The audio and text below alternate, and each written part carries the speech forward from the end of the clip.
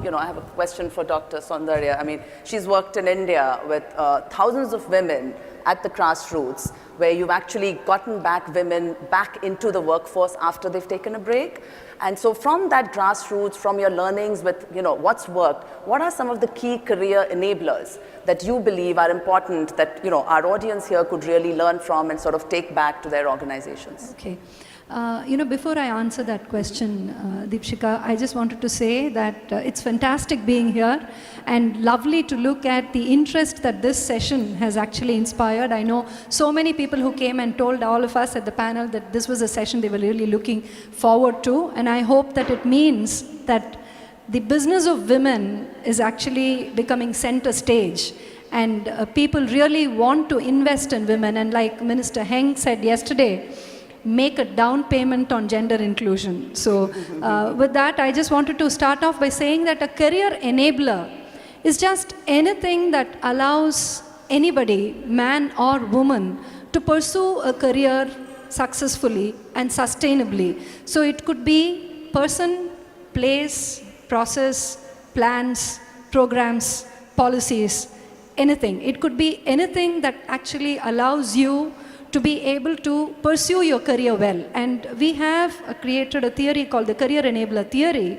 which actually speaks about the fact that, if you have all these elements which are part of that ecosystem, then a woman's career can be salvaged. We often talk about women returnees. And the thing about returnees and refugees is just that, there are a few alphabets in the middle which are different.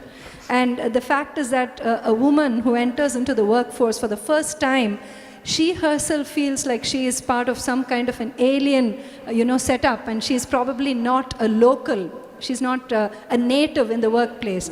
And then if you do the thing like I did, almost about 20 years ago, when I became a statistic, even today, of course, I think every woman is a statistic, but at least I have a voice that can be heard. But back then, in the early 90s, I became one of the 1.5 million women in India who have taken a break in career but do not know how to re-enter the workplace. And there was nothing that was going on by way of career enablers, whether it was in terms of the sensitization required at home or what the corporates really felt in terms of what they could do to make sure that women who were at this periphery of the workplace, people who have it, who've got a good education, who've probably also had a good work experience, a fairly decent track record, and then, for whatever reason, you step off and then you really do not know how to come back in. And some of my worst moments have been when I used to go to PTA meetings and I would find a bunch of, other mothers who actually felt that being a mother was their biggest, sense of achievement. And I would feel so guilty because I didn't feel that way. And I felt that, I wanted to have these sane conversations with adults, and not only my mother-in-law or the folks at home. So with that background, when I got into the business of actually making sure that women re-entered the workforce in large numbers, the key thing I realized is amongst all of these career enablers is the one point that every woman, I think, should really keep in mind, which is her own intentionality. Her being able to say that I am going to somehow make this happen. Yes, it would be tough. I agree.